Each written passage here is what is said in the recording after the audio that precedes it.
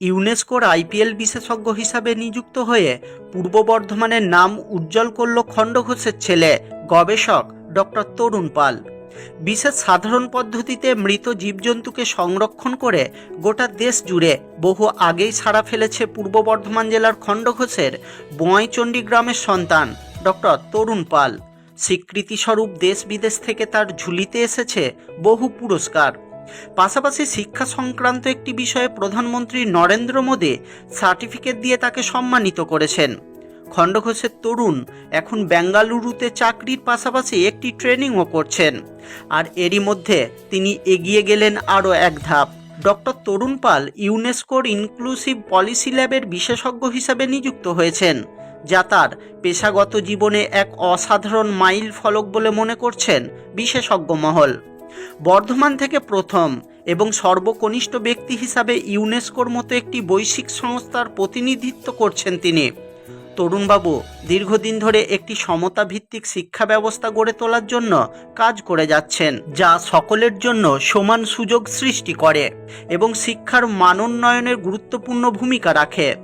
ইউনেস্কোর সঙ্গে যুক্ত হয়ে তিনি শিক্ষা ব্যবস্থাকে সহজলভ্য ও তার অঙ্গীকারকে আরও মজবুত করতে চলেছেন, যা বিশেষ করে প্রান্তিক সম্প্রদায়ের শিক্ষার্থীদের জন্য উপকারী হবে। এই নতুন দায়িত্ব পেয়ে তরুণবাবু বিভিন্ন দেশের স্বনামধন্য বিশেষজ্ঞদের সঙ্গে কাজ করবেন। Hi Tarun Paul. Hello. You have joined the UNESCO, na? What is your job role in UNESCO? Sir, actually, sir, I joined there as an IPL expert.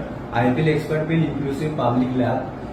UNESCO provided lab and they appointed a lot of people who are doing good in the field of education, scientific and cultural.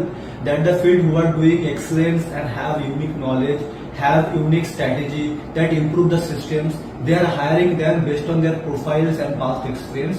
So when I got a mail from the UNESCO, that the time I have not understand that why I received this mail, because I have no that the time I have no have a lot of knowledge about it. But after I research, after I read the full mail, I realized that the UNESCO Inclusive Public Lab department, they are approaching me to join their team and develop the education system more with the unique creativity. So after that, they are asking me to submit a lot of documents. I submitted my important documents, whatever they asked me.